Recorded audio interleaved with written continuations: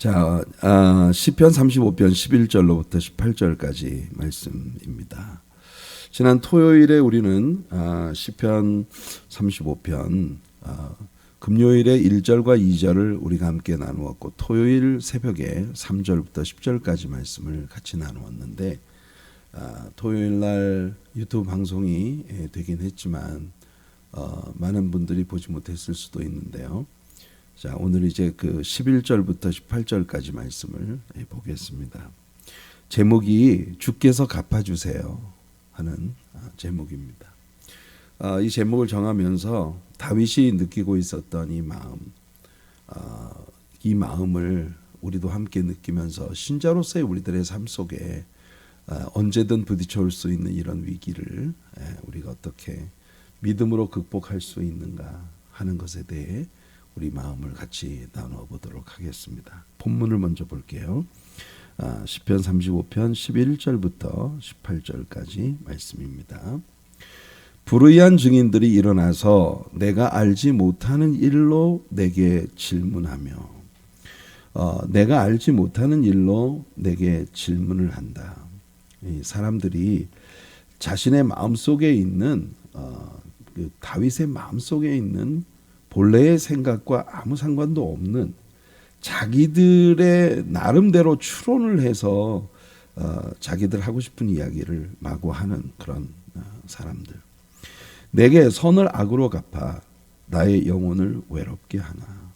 나는 선한 의도로 모든 걸 하고 있는데 그거를 다 트위스트 시켜서 악으로 나에게 갚는 그런 자들이 내 주변에 있다. 지금 다윗은 우리가 시편 35편에 들어오면서 다시 사울 왕의 추적에 대하여 이야기하고 있다는 걸 우리가 같이 나누었습니다. 그랬죠. 사울은 그를 추종하는 자들이 다윗에 대해서 거짓 증언들을 하고 거짓말들로 다윗을 향한 증오를 점점 더 부추기고 있는 그런 아주 못된 자들. 이게 권력에 아첨하면서 사울 왕에게 아부하며 다윗을 모략하고 있는 그런 자들의 이야기를 우리가 지금 보고 있는 것입니다. 그 속에서 상대적으로 다윗이 느끼고 있는 아픔, 외로움, 그것에 대해서 이야기하고 있어요. 나는 그들이 병들었을 때에 다윗은요 정말 하나님 앞에서 한결 같았습니다.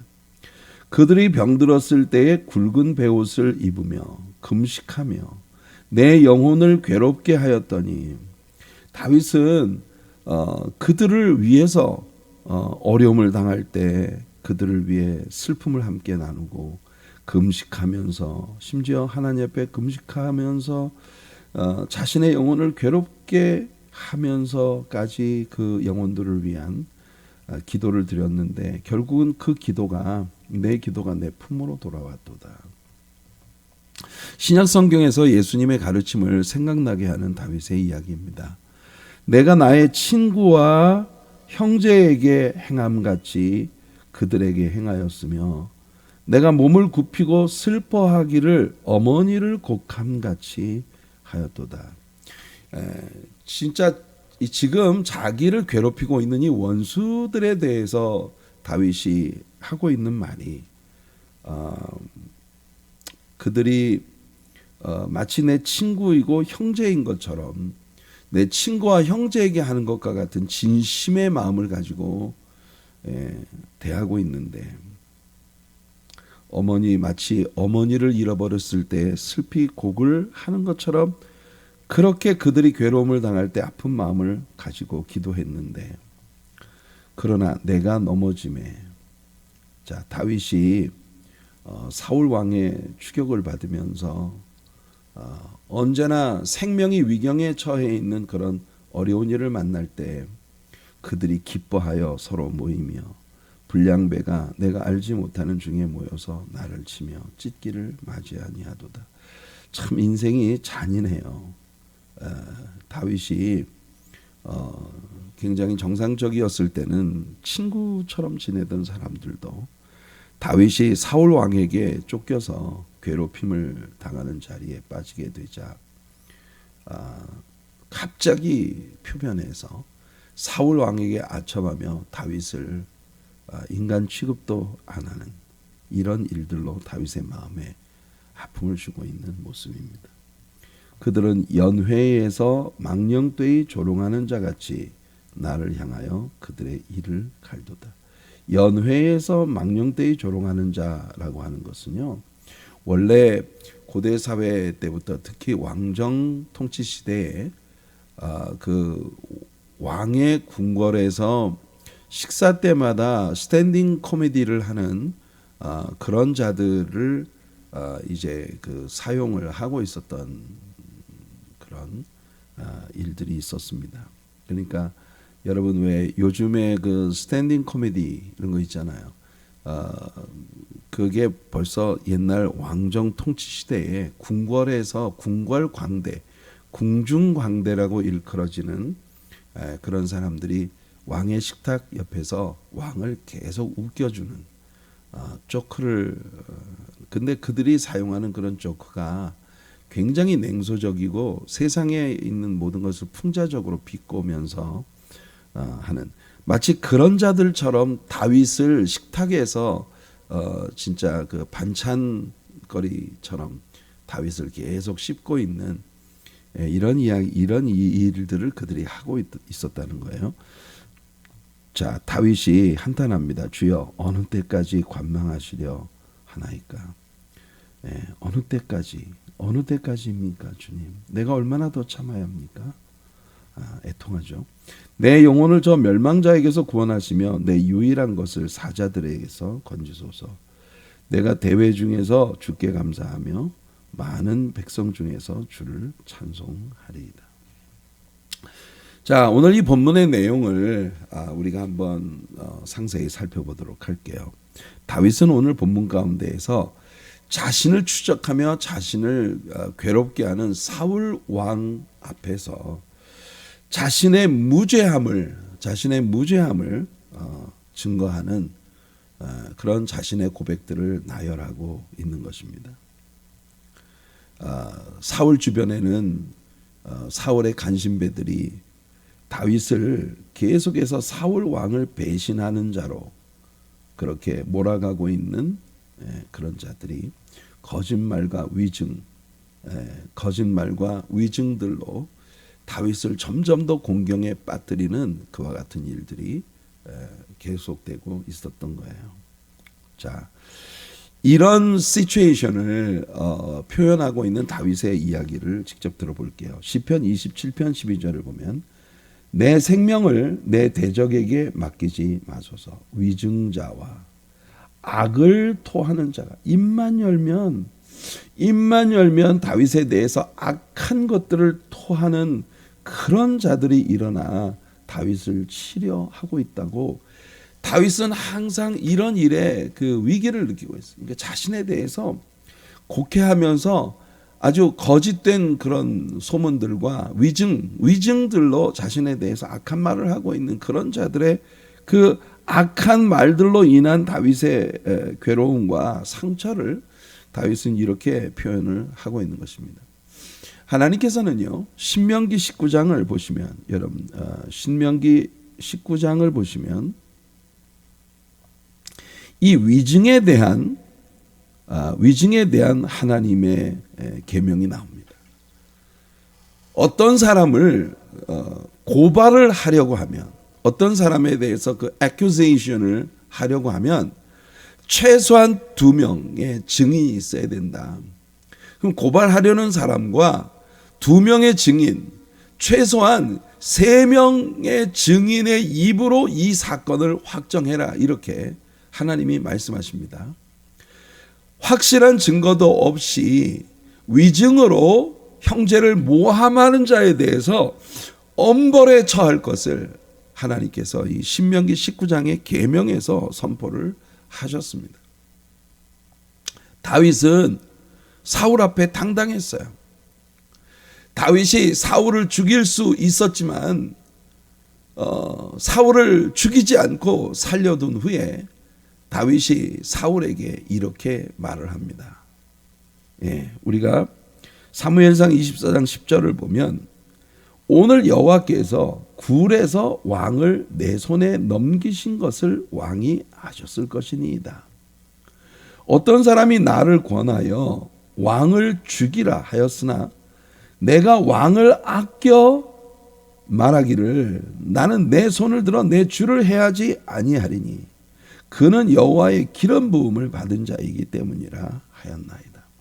자, 다윗은요 아직도 사울을 내 주라고 부르고 있어요. My Lord, my Master. 다윗은 아직도 사울이 자신의 상관이라고 하는 인식을 갖고 있다는 걸 여기서 표현하고 있는 거예요. 두 가지예요. 하나는 당신이 나의 명령권자이기 때문에 나는 당신을 해하지 않을 겁니다. 두 번째로 당신은 하나님께서 기름 부으신 여호와 하나님의 기름 부으심이 있는 하나님이 들어 쓰시는 왕이기 때문에 나는 당신을 해하지 않을 겁니다. 나는 이 분명한 두 가지 소신을 가지고 왕이 나를 이렇게 집요하게 추적하면 나를 죽이려고 하지만 그럼에도 불구하고 나는 왕에게 손을 대지 않아. 나 지금 왕을 죽일 수 있는 절호의 기회가 왔지만 난 왕을 죽이지 않았습니다라고 다윗이 이렇게 이야기했어요. 이런 관점에서 따지고 보면 진짜 배신자는 누군가? 진짜 배신자는 누군가? 사울 왕은 다윗이 배신자라고 해서 다윗을 몰아붙이고 있어요. 사울 왕이 다윗에게 행하고 있는 이 못된 일들에 대해서 이 간신배들이 당위성을 자꾸만 제공해 주는 거예요. 이게 참 여러분 옛날 말에 무슨 때리는 시어머니보다 옆에서 말리는 시누이가 더 밉다고 그런 거 있잖아요. 살살 부추기는 거예요. 옆에서 뭘 이렇게 돕는 척하면서 말리는 척하면서 살살 부추기는 거예요. 이게 바로 여러분이 간신배들이 하는 일이었어요. 그래서 다윗의 진심은 이런 게 아니다. 지금 보셨지 않습니까? 내가 왕을 죽일 수도 있었는데 나 그렇게 하지 않았어요. 그렇다면 간신배들의 이 간사한 발언을 듣고 다윗을 죽이려고 지금까지 추적하고 쫓아다니던 사울이 진짜 배신자였다. 이게 드러나는 거 아니에요? 누가 배신자입니까? 다윗은 배신하지 않았어요. 추종자들의 말만 듣고 선을 행한 다윗에게 악으로 갚고 있는 이 사울과 그의 일행들이 사실은 배신자들이다. 이게 다윗의 변호입니다. 네, 우리가 알고 있는 대로 사울을 죽일 수 있는 기회가 절호의 기회가 두 차례나 다윗에게 있었어요. 그런데 다윗은 그들의 악을 도리어 선으로 갚았습니다. 여러분들이 이 백그라운드를 알고 싶으시면 오늘 사무엘상 24장과 사무엘상 26장 두 장을 읽어보시면 이 스토리들이 나옵니다. 한 번은 사울 왕이 잠들어 있을 때 다윗이 몰래 들어가서 사울 왕의 옷자락을 베어가지고 나오는 옆에 있는 사울 왕의 도구들을 가지고 오는, 그래서 내가 왕을 죽일 수도 있었다라고 다윗이 이야기를 하죠. 한 번은 굴 속에 다윗이 숨어 있는데 사울이 그 뒤를 보기 위해 굴 속에 굴 입구에 들어와 있을 때 다윗이 그 사울 왕의 옷자락을 베어 가지고 온 그런 사건이 있었습니다. 죽일 수 있었어요. 절호의 기회였습니다. 그런데 자, 다윗의 생각은 이런 거예요. 악으로 선을 대신하는 자들이 내가 선을 따른다는 것 때문에 나를 대적하나이다. 이게 다윗의 마음이에요. 다윗은요 정말 하나님께 순종하는 마음 때문에 지금 이 모든 곤란을 당하고 있는 겁니다. 시편 109편에도 보면 그들이 악으로 나의 선을 갚으며 미워함으로 나의 사랑을 갚았사오니 나는 그들을 사랑했는데 그들은 미움으로 내게 갚았고 나는 선을 행했는데 그들은 악으로 나에게 갚았다. 이 다윗이 얼마나 억울함을 느끼고 있는 그런 마음을 토로하고 있는 겁니까? 사무엘상 24장 17절을 보면요, 사울이 다윗이 자기를 죽일 수도 있었는데 그러지 않았다는 사실을 알고 다윗의 변증을 받고 난 후에 사울이 이렇게 고백합니다. 다윗에게 이르되 나는 너를 학대하되 너는 나를 선대하니 나는 너를 학대했는데 너는 나를 선대했으니 너는 나보다 의롭도다. 이게 사울이 좀 뭔가 정상적인 마음을 품었을 때에 그가 했던 말이에요. 나는 너를 학대했는데 너는 나를 선대했다. 근데 이게 감정적으로 이런 느낌을 가질 때뿐이에요. 또 이렇게 말해놓고 사울은 또 다윗을 죽이려고 쫓아다닙니다. 자, 그러나 이제 오늘 우리가 포커스하고자 하는 건 뭐냐면은 사울 왕이 뭘 어떻게 하든 사울을 추종하는 자들이 뭘 어떻게 하든 우리는 다윗이 어떤 마음가짐을 가지고 살았는가 이걸 우리가 배우고자 하는 겁니다. 그게 성경이 우리들에게 가르쳐 주는 거예요. 다윗은요, 대적들이 어떤 니드를 가지고 있을 때, 대적들이 정말 절실한 필요를 가지고 불쌍한 환경에 처했을 때 마치 자신의 친구와 형제를 위해서 기도하는 것처럼 다윗은 그들을 위해 기도했습니다. 그런데 오늘 우리 본문에 보니까 그렇게 다윗이 기도했더니 자신의 기도가 도리어 자신의 품으로 돌아왔다고 다윗은 고백했어요. 다윗은 그 대적들이 복받기를 기도했지만 하나님은요, 악을 행하는 자들에게 복을 주실 수 없었어요. 따라서 다윗의 기도는 도리어 다윗에게 복을 가져왔다. 이렇게 다윗은 그의 원수들을 위해 기도했으나 그들이 다윗에게 가져온 것은 그 선함을 악으로 갚는 일이었습니다. 오늘 적용 말씀에서도 우리가 보겠습니다마는 예수님이 신약 성경에서 다윗이 품고 있었던 이 마음을 그의 제자들에게 가르쳤어요. 너희들에게 악을 행하는 자들을 위해서 도리어 기도해라. 뿐만 아니라 어느 곳을 가든지 어떤 집에 들어갈 때는 그 집에 평강을 구해라. 만일 그 집이 네가 비는 그 평강을 받기에 합당한 집이면 그들에게 평강이 임하겠지만 만일 그들이 악하여서 네가 그 집을 위해서 빌고 있는 평강을 받을 만한 그런 위치에 있지 않다면 네가 빌고 있는 그 모든 평안이 다 너에게로 돌아오게 될 것이다. 이 두 가지 예수님의 가르침을 합해 놓은 것 같은 가르침을 다윗은 오늘 우리들에게 주고 있는 겁니다. 이 사람들은 다윗에게 악을 행하고 있지만 선으로서 다윗은 대갚았고 그들이 다윗을 죽이려고 모함하고 있지만 다윗은 도리어 그들을 위해 기도했다는 것입니다. 이것이 신자로서 우리가 인생을 살아가면서 항상 취해야 할 그런 태도라는 거죠. 4절로부터 8절까지에 나오는 다윗이 악인을 저주하는 것 때문에 이 시를 그 저주의 시편이라고 이렇게 부른다고 우리가 했어요. 그래서 어떤 사람들은 성경을 비평하는 사람들은 다윗이 악한 자에 대해서 이렇게 막 저주를 퍼붓는 것이 올바른 일이냐 라고 불만을 가지는 사람들도 있습니다만 그들은 다윗이 자신의 원수를 위해 선한 마음으로 기도해 왔다는 것을 귀하게 생각하지 않습니다.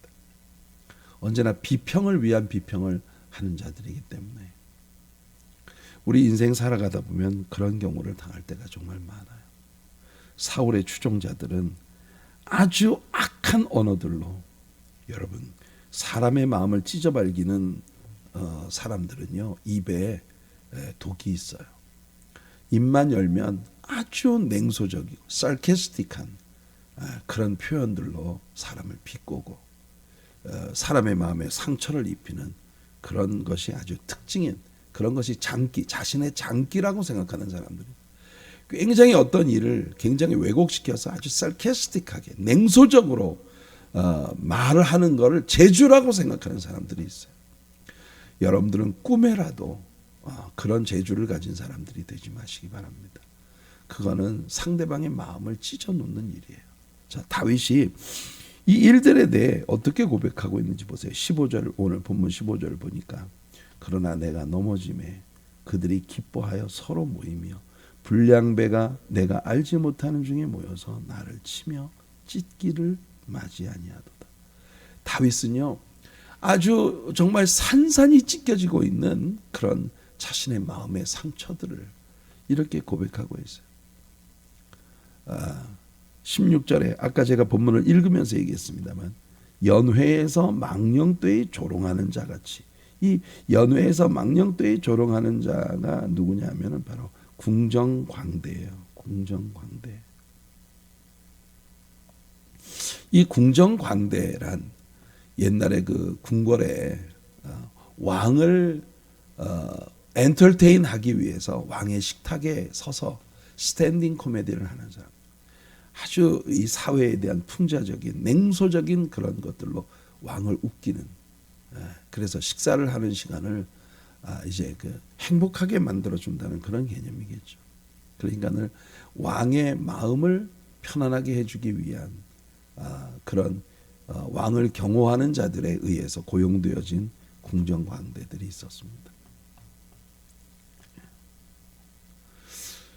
그들이 항상 모든 것들을 비평적으로 냉소적으로 바라보고 그 비꼬는 그런 코미디를 하는 것처럼 다윗을 괴롭히는 자들은 사울 왕 앞에 가서 아주 냉소적인 다윗에 대한 그런 비평들로, 근데 그들의 입에서 나오는 말들마다 다윗의 마음을 발기발기 찢어놓는 그런 상처가 되었다는 걸 그는 고백하고 있는 겁니다. 자, 시편 69편 12절을 보면 이때 다윗의 마음이 아주 잘 표현되어 있어요. 성문에 앉은 자가 나를 비난하며 독주에 취한 무리가 나를 두고 노래하나이다.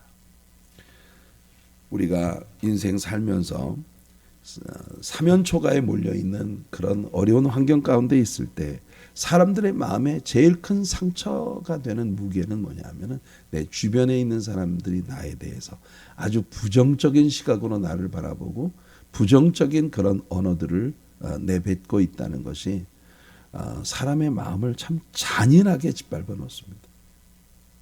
성문에 앉은 자는 하이 랭크에 속한 정치인들이에요. 그들이 나를 비난하고 독주에 취한 무리가 나를 두고 노래를 한다. 한때는 여러분 다윗이 이스라엘 사람들의 찬송의 제목이었어요. 사울이 죽인 자는 천천히요 다윗이 죽인 자는 만만이라. 하나님께서 다윗을 사용하시고 계시는 그런 것을 노래했던 자입니다. 한때는 하나님을 향한 찬송의 제목이 되었던 다윗이 지금은 아주 냉소적인 정치적인 권좌의 주변에 있는 자들에 의해서 아주 냉소적인 비평을 듣고 있는 그런 자리에 몰렸을 때요.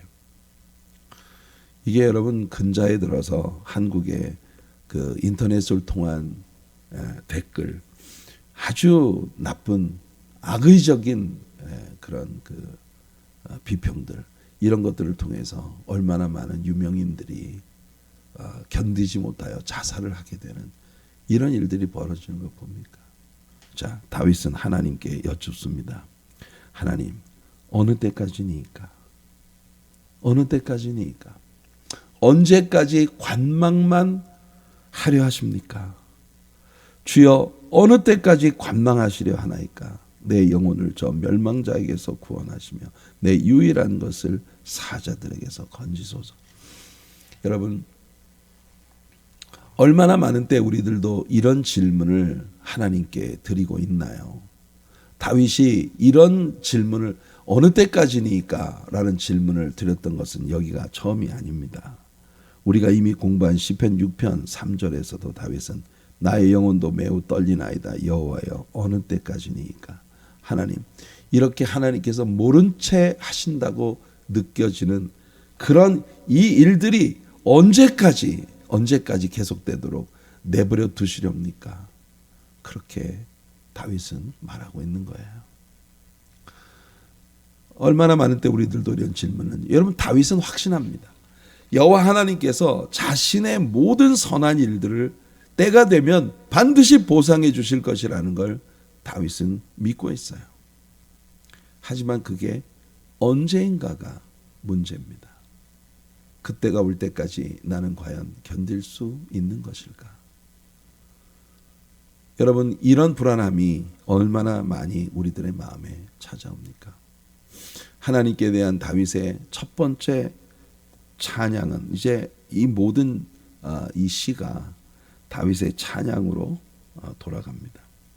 다윗의 첫 번째 찬양은요, 극히 개인적인 찬양이었어요.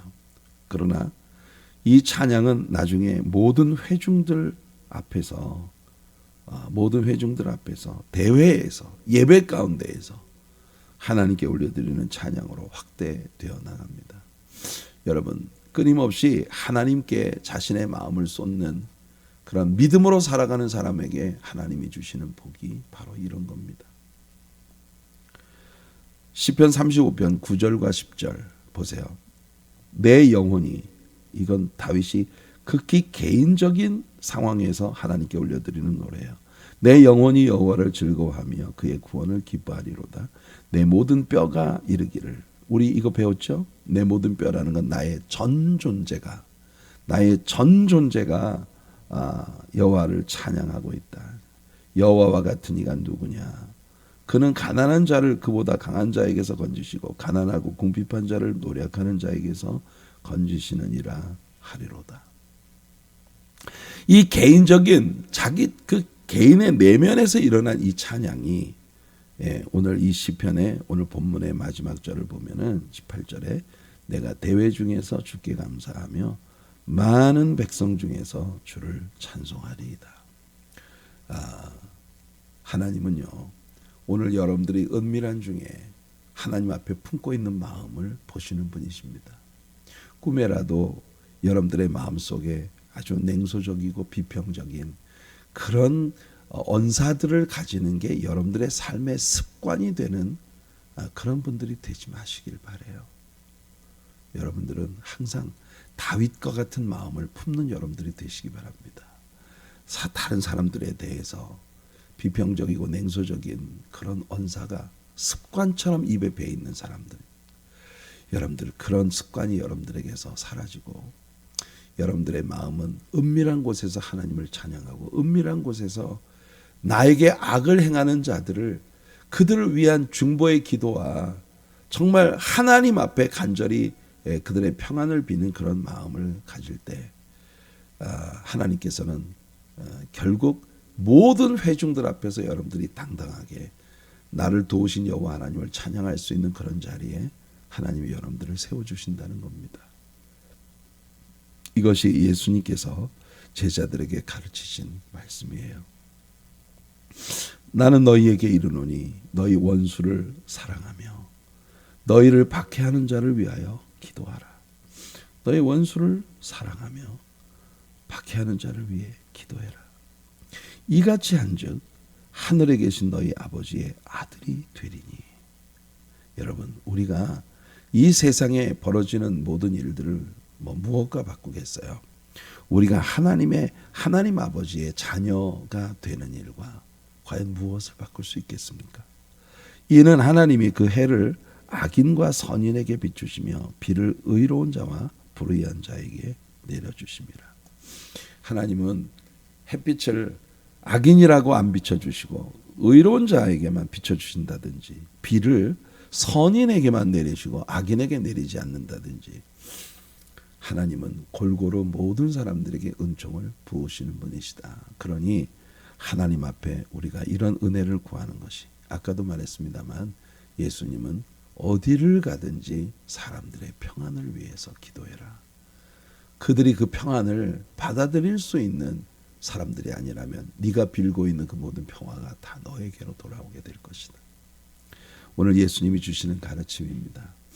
원수를 위해 기도하고 도리어 사랑해라. 이게 얼마나 어려운 일이라는 걸 우린 잘 알죠. 하지만 우리들의 마음속에 예수 그리스도를 닮아가는 이런 마음이 품어지게 되기를 간절히 바랍니다. 다윗은 궁지에 몰릴수록 그가 얼마나 선한 사람인지가 드러나고 있어요. 이게 크리스찬으로 세상을 살아가는 우리들의 태도와 우리들의 마음, 우리의 상급이 되기를 예수님의 이름으로 축복해 드립니다. 오늘 여러 가지 기술적